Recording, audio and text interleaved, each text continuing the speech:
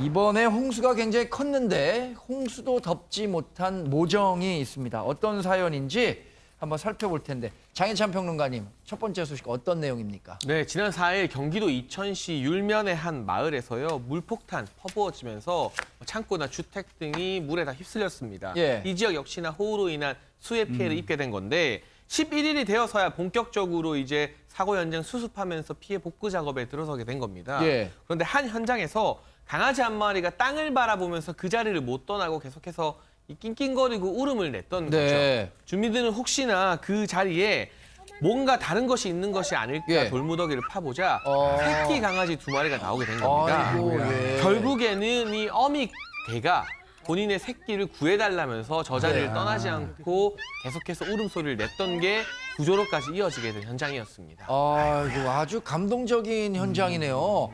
강아지가 그러니까 엄마가 그 강아지가 있다는 거를 주위 사람들에게 알리기 위해서 저렇게 소리를 내고 그랬었던 거군요. 정말 아이고. 구별을 못할 정도로 땅속에 깊숙이 이렇게 매몰돼 있었는데 야, 정말 저런 일도 있군요. 당시 구조 모습 보시고요. 실제로 주민들은 어떤 생각도 했었는지 한번 얘기를 들어봤습니다. 아니 소리는 나는데 깊이 들어가면 안 될 텐데 나와줘야 될 텐데. 어머나. 알았어. 아이고 또 안 왔네. 하나 살았어. 이놈은 운 좋게 살았다.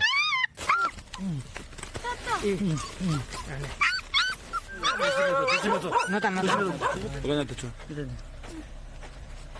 갖다 줄게요. 와, 정말 영상 보니까 놀랍네요. 2마리가 이렇게 흙더미 속에서 구조됐는데 이렇게 구조된 2마리가 있었음에도 불구하고 그 어미개가 그 자리를 더 떠나지 않았다는 거는 어떤 내용인가요? 네, 11일에 방금 보신 것처럼 흙더미 속에서 강아지 2마리를 구조하지 않았습니까? 예. 그런데 다음 날 12일이 되자 이 어미개가 목줄을 끊어버리고 다시 그 현장으로 달려갑니다. 아이고. 그리고 똑같은 장소에서 다시 울음소리를 내면서 이제 땅을 파헤치는 거죠. 주민들은 혹시나 싶어서 한 번 더 그 지역을 더 깊게 파보게 되는데 네네. 전날보다 더 깊은 흙 속에서 예. 또 다른 강아지 2마리를 구조하게 된 겁니다. 아. 그러니까 11일과 12일 이틀에 걸쳐서 총 강아지 4마리를 구조하게 된 셈인데요. 예. 이 강아지들이 길게는 비가 오고 이 건물이 무너지고 나서부터 약 8일 가까이 와. 흙더미 속에 묻혀서 어미개 그리고 사람들의 구조를 기다리고 있었던 것 같습니다. 아니, 8일 동안 건물 잔해에 있었다는 말이죠. 예전에 그 95년인가요? 삼풍백화점이 네, 예, 무너졌을 때 우리도 뭐 한 보름 넘게 매몰돼 있었던 그 희생자가 나와서 생존했던 그 감동적인 일도 있었는데 야, 정말로 8일 가까이 있었던 강아지가 땅속에서도 생존했었다는 사실도 놀랍고 그 어미개가 그 강아지를 구하기 위해서 자기를 죄고 있던 목줄까지 끊고 가서 다른 사람들에게 이 소식을 알렸다는 것도 거의 뭐 전설 속에서나 나올 만한 얘기인 것 같은데 우리 현실에 있는 얘기였습니다. 당시 강아지 구조 현장에 있었던 분의 목소리 직접 한번 들어보겠습니다. 건물 주변을 맴돌면서 울고 그리고 강아지 아빠를 가지고 자꾸 땅을 파헤치는 땅바닥에 자꾸 얼굴을 코를 틀어박고 어머 설마 새끼가 그러면 이 땅 밑에 있는 건가 싶어서 그게 시작이 돼서 땅을 파헤치기 시작한 거예요. 어미개가 밤에 아침에 일어나 보니 그 목줄을 끊고 탈출한 거예요. 그 강아지 새끼들을 구출했던 그 자리에 있는 거예요. 그 주변에 이게 앞발로 자꾸 땅을 파면서 막 이렇게 슬프게 우는 듯한 울음소리를 냈어요. 일단 살아있는 강아지 땅속에서 울음소리 듣고 다 파헤쳐서 모두 4마리를 했어요. 김복준 의원님, 예. 저런 영상 보면 정말 예. 어쩔 땐 예. 우리가 뭐 금수모도 못한 놈, 이 뭐 개 뭐 예. 이렇게 욕을 하지만 그 모성애는 정말 절절한 것 같아요. 그러니까 자식을 위하는 마음은 사람이건 이 동물이건 똑같은 것 같아요. 네. 어머니는 위대하다고 그러는데 어미개도 정말 위대한 것 같고요. 네. 뭐 가슴이 뭉클합니다. 이거 보면서. 그러게요. 이 어미개하고 강아지들은 이제 이 동물보호소로 옮겨졌다고 그러고요. 보호수 측에서 아마 이제 입양자를 좀 찾는 모양이에요. 네. 그래서 강아지 뭐 한 4마리 이제 어디 입양할 건데 저 아이들 데려가서 잘 키우셨으면 좋겠습니다. 네. 누가 한 말인지는 모르지만 하나님이 세계 곳곳에 다 있기가 어려워서 어머니라는 존재를 만들었다. 예. 아유. 뭐 누가 한 말인지 저도 잘 모르겠습니다. 그러나 그만큼 감동적인 얘기죠. 저 강아지들을 구조해낸 엄마 개를 보면서 다시 한번 이 모성애라는 뜨거운 감정을 느끼게 됩니다. 자, 폭우로 생긴 다른 사건도 좀 알아보도록 할게요. 장희찬 평론가님, 우리 잠수교 있잖아요. 잠수교는 물에 잠긴다 해갖고 잠수교인데 잠수교에서 발생한 일이라고 하는데 어떤 겁니까 이거? 네, 말 그대로 비 많이 내리고 수위가 높아지면 잠수하는 달이라서 잠수교입니다. 지금도 거듭된 장마 때문에 잠수교가 계속 통제 상태인데요. 예. 어두운 밤 도로가 보이지 않을 정도로 지금 물에 잠긴 잠수교에 이 관제 영상실에서 지켜보고 있는데 누군가 사람의 모습이 보입니다. 예. 지금 보시는 것처럼 차도 다닐 수 없을 정도로 물이 차올라서 위험해 보이는데 그렇죠. 잠수교 북단에서 5명이 걸어오는 겁니다. 예. 이 영상 관제센터 CCTV에서 아이고. 이 영상을 보신 분들도 정말 깜짝 네. 놀랐을 것 같고요. 어. 이 5명은 빠져나갈 길이 어디인지 몰라서 당황하면서 예. 길을 찾아 헤매는 모습으로 보여집니다. 네. 아니 그 정말 물에 쓸려갈까봐 마음을 졸이게 되잖아요. 이 사람들 손정혜 변호사님 잘 구조됐습니까? 잠수교 물 굉장히 깊게 물이 예. 많았었는데 저기에 학생들이 있었다는 건데요. 지난 4일이었고요. 예. 그러니까 잠수교 북단 용산 쪽에서 반포 쪽으로 이동하려다가 이제 고립된 모습인데요. 이 모습을 서초 CCTV 관제센터 요원이 다 정말 고맙게도 발견을 한 겁니다. 오후 10시 3분경이었는데요. 네. 여기서 사람들이 고립되어 있고 이상한 모습이 발견이 돼서 바로 경찰에 통보를 했고 서초경찰서에서 현장으로 출동해서 이 학생들을 안전한 곳으로 이동시켜줬습니다. 네. 김복준 네, 의원님, 예. 이게 정말 8월 초에 비가 많이 왔잖아요. 아, 그럼요. 그리고 지금도 제가 알기로는 잠수교는 교통통제가 10일 넘게 진행되고 있는 걸로 알고 있고 한강의 물살도 굉장히 빨라졌잖아요. 아, 그럼요. 정말 위험할 수 있는 상황이었을 것 같아요. 저 상황에서 뭐 지속해서 그 진행을 하다가 갑자기 물살에 휩쓸릴 수도 있고요. 굉장히 위험한 상황이었는데 그나마 이제 이 통합관제센터에서 발견을 하고 그 즉시 아마 서초경찰서 저 지구대 예. 직원들한테 연락이 간 것 같아요. 무전이 간 것 같고요. 아. 신속하게 출동해서 고립된 학생들을 안전하게 구조를 했다고 하니까 뭐 구하고 경찰이 합동해서 인명을 구한 사례입니다. 네, 안 기자님. 그런데 이 우리 잠수교는 교통통제가 되고 이렇게 가지 말라고 펜스도 좀 쳐놓고 하잖아요. 근데 여기 지나갔던 이 5명은 그걸 잘 몰랐나 보죠? 말씀하셨던 것처럼 언뜻 보면은 아니 잠수가 돼서 잠수교인데 거기 왜 들어갔어라고 네. 할 수 있는데요. 이 학생들 한국에 거주하는 외국인 학생들이었습니다. 아, 그래서 경찰 관계자에 따르면요 주변 지리에 익숙하지 않고 네. 이 잠수교가 물에 잠겨 통제된 사실을 몰라서 들어간 것 같다고 얘기를 했고요. 다행히 그래도 경찰은 순찰차 2대를 이용해서요. 서울 용성구에 위치한 자택에 안전하게 데려다 줬다고 하거든요. 네. 이 정식 수사 사건은 아니어서요. 예. 정확히 국적이 어딘지는 확인되지 않았다고 합니다. 한국 사정에 그러니까 조금은 그렇죠. 좀 어두웠던 모양이에요. 잠수교는 모르죠. 네. 여하튼 인명사고 없이 5명 모두 다 구조가 됐다니 아주 반가운 소식입니다. 무엇보다 그 강아지, 매몰된 강아지를 구조하기 위해서 그렇게 열심히 노력했던 엄마개의 심정, 그 엄마개의 우리 마음 참 유입해 보면 뭐 정말 감동적이에요. 네, 아주 좋은 소식이었네요. 네, 가족사에 담긴 트로트. 트로트는 원래 인생을 담고 있다고 하는데 어떤 내용인지 한번 김학도 씨의 무대를 직접 한번 본 후에 이야기를 이어가도록 하겠습니다. 학도 형, 왜 그래요? 사람들에게 웃음을 주던 그날 내 사랑하는 아버지가 돌아가셨고 나는 그 자리에 가지 못했다.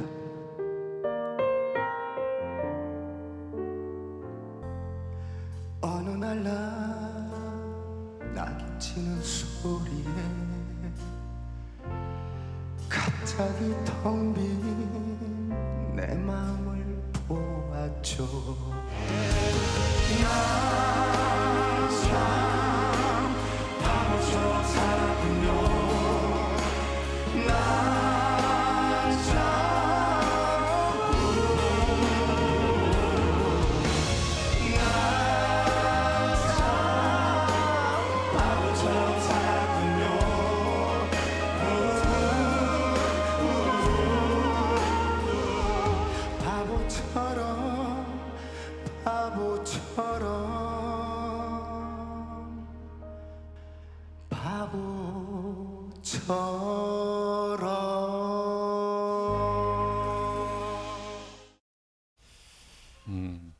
난 참 바보처럼 살았군요. 가사 하나하나가 주는 의미가 굉장히 깊게 다가오는데 김학도 씨가 이번에 보이스트롯에 나와서 정말 맹활약하고 있죠. 원래는 이분이 개그맨 출신이죠. 정말 뭐 다른 사람 흉내도 잘 내고 인간 복사기라는 별명까지 있는 분인데 항상 뭐 웃고만 있어서 우리 잘 그 사람의 뒷면에는 어떤 사정이 있는지 잘 모르는데 안진영 기자님, 김학도 씨에게 이런 사연이 있는지 몰랐어요. 당시 녹화 때도 굉장히 그 눈물바다가 됐다 그래요. 네, 김학도 씨가 왜 바보처럼 살았군요를 선곡을 했을지를 알아야 되는데 네.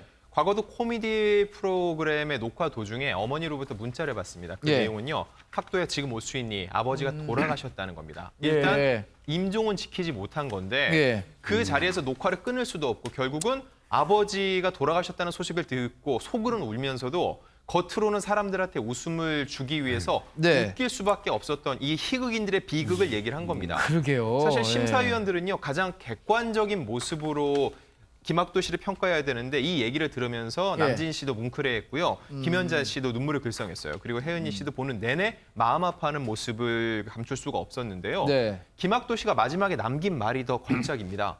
각자의 슬픔이 있어도 우리는 여러분이 즐거울 수만 있다면 얼마든지 바보처럼 살겠습니다. 그거야말로 예. 멋진 인생 아닐까요? 라고 했는데 왜 그런 말이 있죠? 인생은 멀리서 보면 희극인데 가까이서 보면 비극이다. 네. 여기에 딱 맞는 상황이었던 것 같습니다.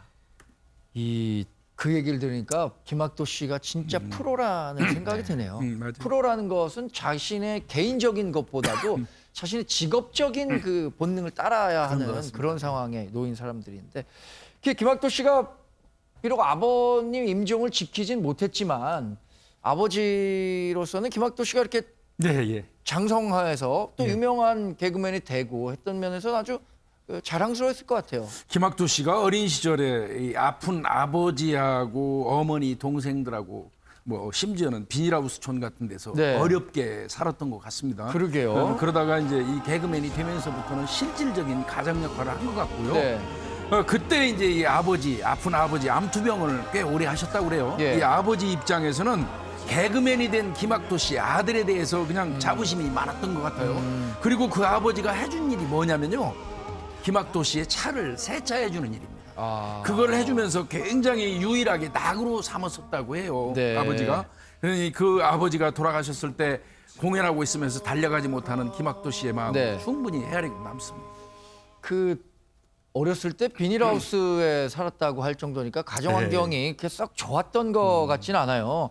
여튼 그 김학도 씨가 개그맨으로서 어느 정도 이름을 알리기 시작한 다음서부터는 사실상 가장 역할을 하면서 어머니와 식구들 다 챙겨왔다는 거죠, 장혜찬 평론가님? 네, 책임감이 정말 만만치 않았을 것 같은데요. 사실 이 아버지가 일찍 돌아가신 것 김학도 씨에게는 큰 부담 아니었겠습니까? 네. 그럼에도 불구하고 아버지로부터 어머니를 지켜달라, 잘 모시라는 그런 부탁을 받고 약속을 했기 때문에 예. 책임감을 발휘했다고 하고요.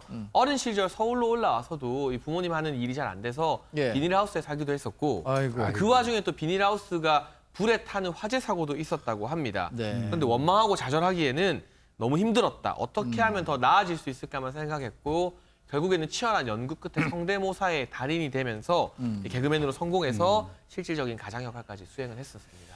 그런데 이렇게 성공하신 그 희극인들 많이 만나보면 어렸을 때 부유하게 살았다거나 이런 분들보다는 굉장히 그런 것 같아요. 어렵게 살았던 분들이 오히려 더 밝은 마음으로 이렇게 그 성공하신 맞아요. 개그맨이나 희극인들이 많았던 것 같아요. 김학도 씨는 성대모사의 달인으로도 꼽히죠. 저희가 이분이 얼마나 성대모사를 잘하고 있는지 영상 준비한 게 있습니다. 한번 같이 보시죠.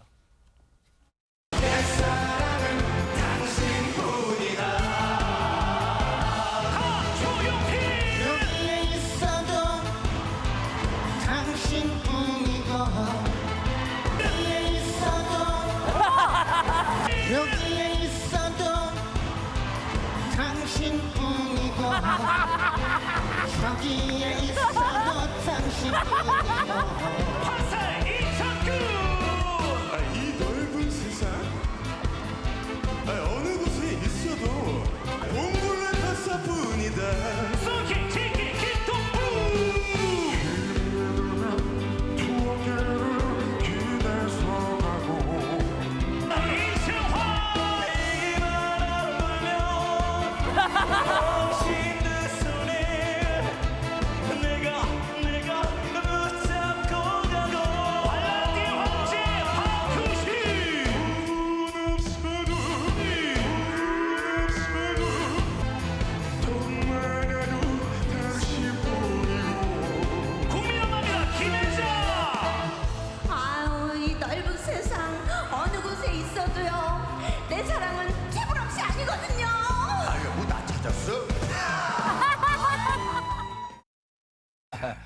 재민 노래를 하면서도 저렇게 다른 사람의 특징을 잘 찾아서 똑같이 따라할 수 있다는 게 정말 놀라운 일입니다.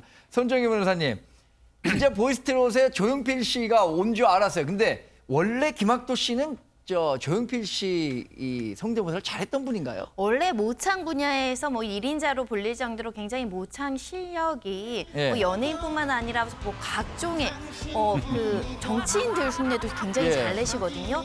그래서 인간 복사기로 불리시기도 하고요. 실제로 2006년경에는 예. 이 모창 노래를 엮어서 모창 첫 번째 이야기라는 음반까지 발매를 했다라고 합니다. 네. 이 음반에는 나훈아 씨, 신승훈 씨 등 가수들, 뭐 이덕화 씨, 전유성 씨 모창이 담긴 노래가 담겨 있다라고 하는데요. 정말 인간 복사기라는 별명이 딱 맞는 상황 아닐까 생각이 드는데 예. 어떻게 저렇게 노래를 잘하면서 또 남의 창법까지 따라할 네. 수 있는지 놀랍습니다. 그 체격이나 체형이 이 조용필 씨랑 비슷해서 김학도 씨는 선글라스 끼고 예를 들어서 밤무대는 좀 어둡잖아요. 안 보이게. 이런 데서 노래를 하면 정말 야 조용필 씨가 이제 밤무대 뛰네 이런 평가받을 정도로 똑같은 노래 실력을 갖고 있는 것 같습니다. 저희가 이 짧게만 이 김학도 씨의 성대모사를 듣기엔 너무 아까워갖고요.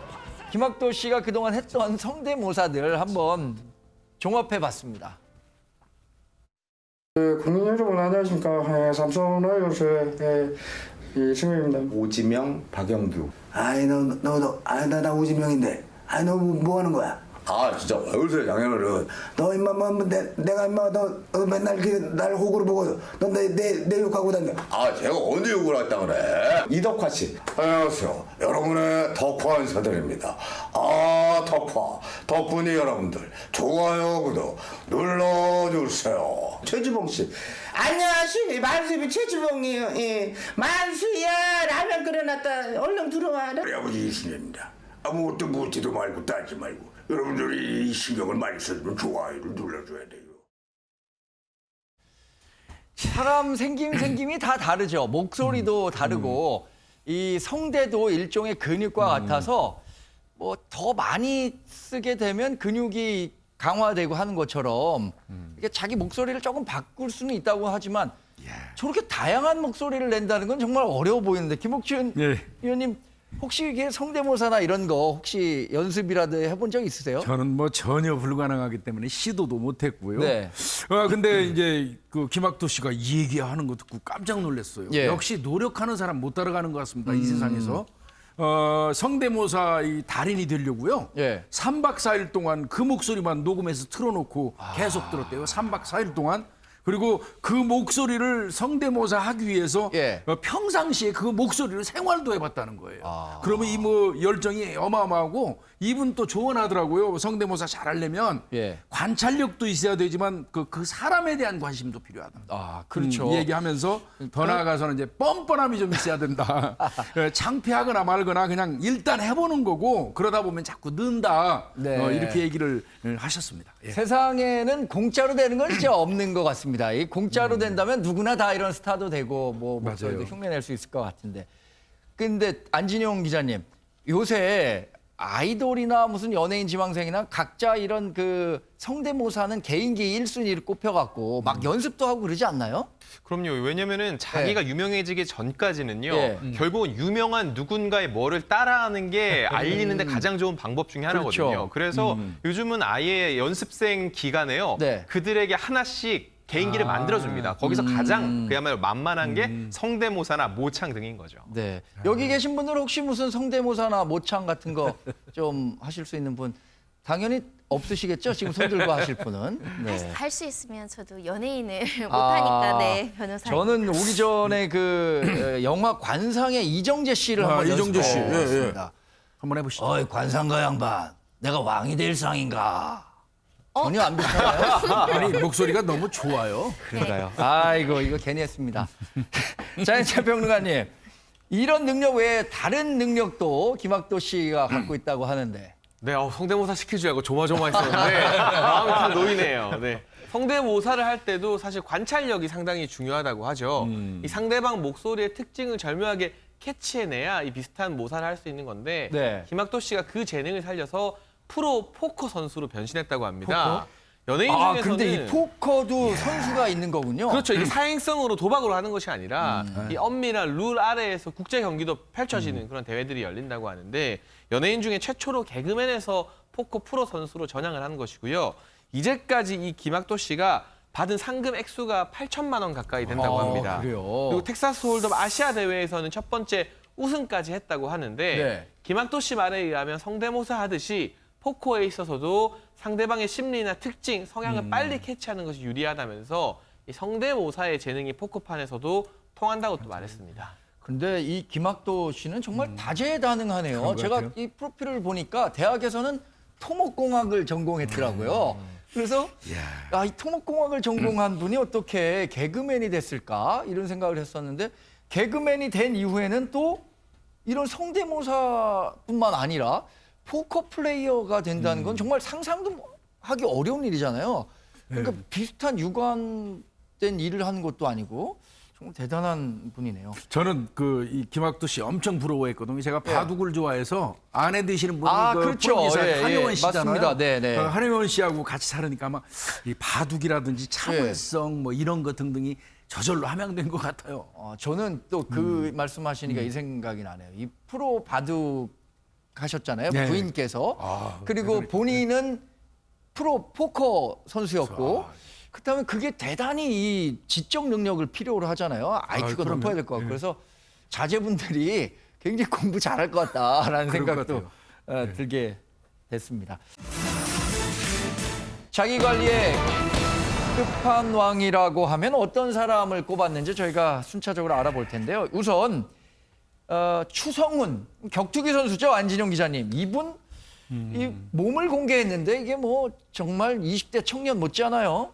네, 이분은요 수식어가 많아요. 이종격투기 선수 그리고 방송인 네. 또 하나 유명한 사랑의 아빠 등등 많은데 올해 46인데 최근에 SNS 통해서 본인의 성장 과정 사진을 공개했는데 2살 때 사진부터 30살, 40살, 40대 중반까지 사진을 보는데 그냥 봐도 아시겠지만은요 세월의 흐름을 느낄 수가 없습니다.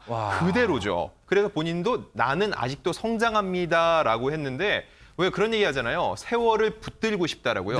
세월을 붙들고 싶으면 저 정도의 근육과 힘은 있어야 되는 것 같습니다. 오히려 30살 때보다는 40살 때 찍은 근육 프로필 사진이 훨씬 더 멋있어 보이네요. 근육이 아주 10년이 선명하죠. 지났는데도. 네. 장혜찬 평론가님, 일본에서도 이분 유명한 스포츠 스타죠? 네, 뭐 제일교포 출신이고요. 결국에는 우리나라 국적으로 여러 대회에 출전했다가 일본 국적으로 바꾸게 되면서 기화를 했거든요. 그 이후에 아시안 게임 금메달도 획득을 했고 또 종합격투기 선수로 활동하면서 주로 이 강력한 악역 역할을 종합격투기 무대에서 많이 도맡아 했습니다. 그래서 그만큼 강인한 매력도 일본 최고의 모델이라고 알려진 야노시오 씨와 또 결혼을 하면서도 많은 화제를 불러일으켰기 때문에 한국뿐 아니라 일본에서도 모르는 사람이 없는 스타라고 할 수 있습니다. 지금까지 이런 모습을 유지하려면 부단한 자기 관리가 필요하겠죠. 그래서 이 추성훈 씨가 파이터로서 얼마나 연습을 많이 하고 있는지 영상을 준비했습니다. 같이 보시죠.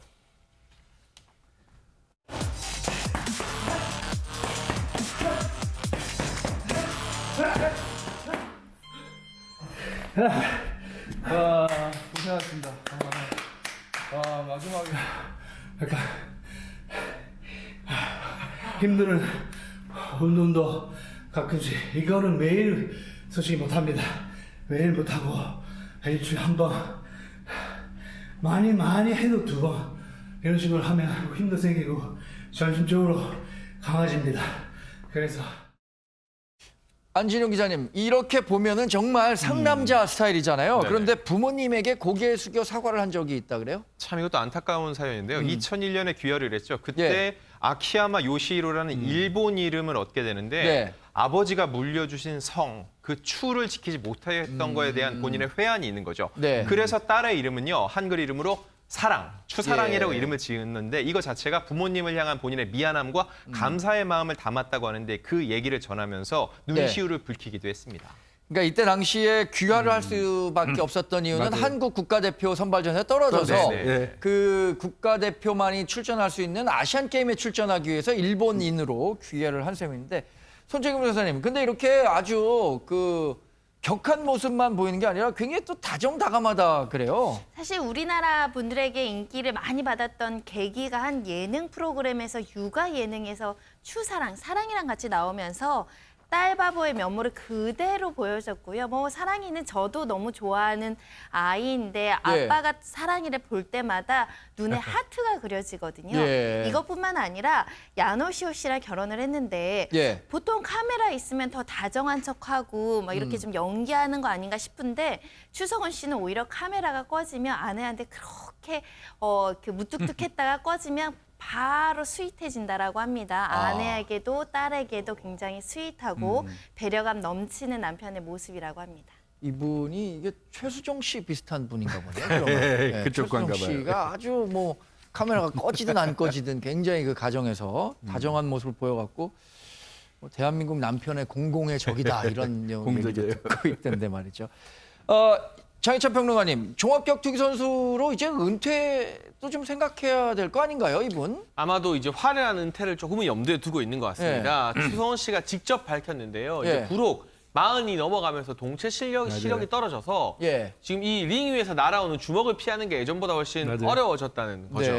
그리고 체력 같은 경우도 20, 30대에는 한 달만 열심히 하면 훈련할 수 있을, 경기를 뛸 수 있을 정도로 체력이 올라왔는데 40대가 되니 3, 4개월은 해야 체력이 올라가더라면서 격투기 현역 선수로 뛰는 것에 대한 어려움을 토로했는데요. 마지막 무대를 좀 멋있게 장식하고 싶은 욕심이 있을 겁니다. 계속해서 이 격투기 생활을 할 수는 없으니 1, 2년 이내에 멋진 경기와 함께 은퇴식을 가지지 않을까 예상해 봅니다.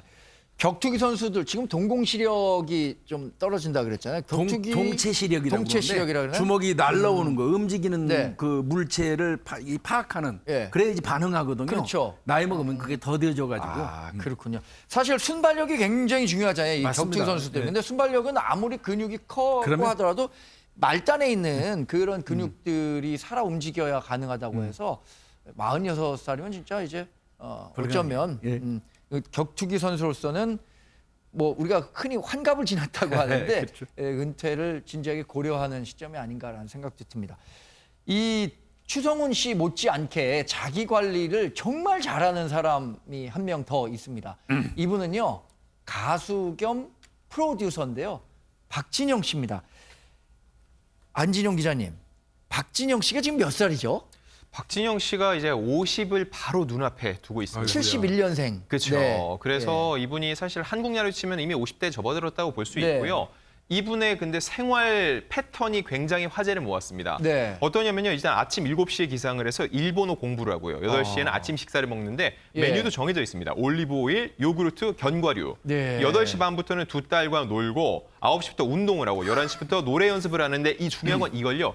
27년째 매일 생활 습관을 지키고 있는데 8시 반부터 두 딸과 노는 게 30분밖에 안 된다는 건 제가 굉장히 공감이 되는 부분이기도 해요. 근데 이 박진영 씨가 특히 시간을 허투루 쓰는 게 너무 아쉬워서요. 옷 고르는 시간을 줄이려고 일부러 그 계절에 맞는 두 벌의 옷만 두고서는 번갈아 입고 고무줄 바지를 입죠. 왜냐면 옷 입으면서 자크를 채우고 벨트 하는 시간조차 아까운 겁니다. 그리고 화장실 가는 시간까지도 전부 다 체크를 한다고 하거든요. 더욱 놀라운 거는요. 박진영 씨가 남들이 그렇게 살지 않는 것이 놀랍다고 할 정도로 자기가 이렇게 사는 게 당연하다고 생각을 한다는 겁니다. 정말 놀랄 노자입니다. 아니 이분 그래서 박진영 로봇설이 돌고 있어요. 그러니까 데뷔했을 때 이분이 94년인가 데뷔를 한 것 같은데요.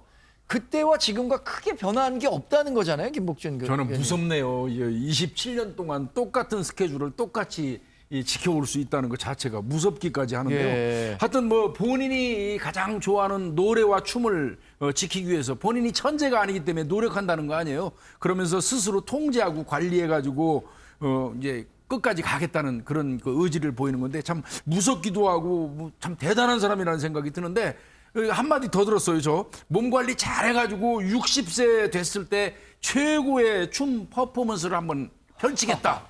이런 그 이야기를 하는데 뭐 이런 추세라면 뭐 충분히 70 가수도 할 수 있을 것 같아요.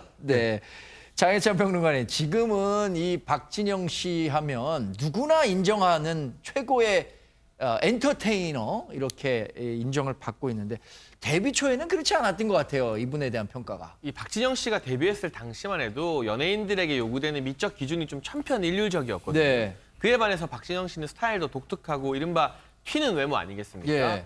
특히 박진영 씨가 이 SM 지금의 3대 기획사 중 한 곳으로 꼽히죠. 예. 이 오디션을 봤을 때 일화를 소개했는데 자작곡으로 노래를 부르고 춤을 췄는데 그 유명한 이수만 회장이 한숨을 푹 쉬고 고민을 하더니 예. 결국 안 되겠다면서 탈락을 시켰다는 겁니다. 아. 그런데 박진영 씨를 붙잡고 예. 이 노래 곡만 팔면 안 되겠냐고 해서 박진영 씨가 곡을 안 팔았다고 하는데 그 곡이 바로 박진영 씨의 데뷔곡이자 히트곡인 날 떠나지 마였다고 합니다. 그러니까 노래도 마음에 들고 곡도 마음에 드는데 결과적으로는 그 당시로는 좀 튀었던 외모 때문에 SM 오디션에서 떨어졌던 거거든요. 그 외모뿐만 아니라 지금 영상에 나오지만 저 비닐 바지 맞아요. 있잖아요. 그 다 속옷이 비치는 거. 비치는 예. 비닐 바지. 이거는 정말 당시로서도 엽기였죠. 이건 포스트 모던을 넘었다라는 평가를 받을 정도였는데 그래도 박진영 씨를 지금의 박진영 씨를 있게 한 날 떠나지 마 함께 추억 속에 빠져 보시죠.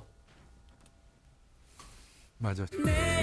사랑이 떠나는 널 다시 내게 돌려줄 걸 난 알아 날 떠나지 마 가는 널 볼 수가 없어 널 떠나지 마난 뒷모습만 보며 서 있어. 그런데 그때는 자기의 외모가 이렇게 콤플렉스였겠지만 지금은 링컨이 그랬던가요? 40살 넘어서 자기 얼굴에는 맞아요. 자기 인생이 담기기 때문에 책임지라고 했다고? 박진영 씨는 지금이 훨씬 더 멋있는 것 같아요. 이수만 회장이 박진영 씨를 그 SM에서 못 키운 게 한이 될 정도로 지금은 뭐 시가총액만 JYP가 1조 원을 넘어서고 있고요. 뭐 네. 국내뿐만 아니라 세계적으로도 굉장히 영향력을 가지고 있는 엔터테인먼트사이자 네. 또 이 회사를 운영하고 있는 사람이기 때문에 지금 박진영의 모습, 10년 뒤에 박진영의 모습은 또 다르지 않을까 계속 성장하고 있다라는 느낌이 들고요. 네. 박진영 씨가 굉장히 강조하는 것이 이 연예기획사 JYP의 특징이 식비에 엄청난 돈을 쓴다는 네, 겁니다. 그렇죠. 우리 직원들에게 인스턴트 안 준다라는 게 목표라고 합니다. 네. 이분이 나는 천재가 아니어서 조금만 게을러도 바로 노래를 못하고 바로 춤을 추지 못한다. 그래서 나는 열심히 한다. 이런 얘기를 했다고 하더라고요. 우리 모두 좀 가슴속에 조금 뭔가 맺히는 얘기가 아닌가라는 생각이 듭니다.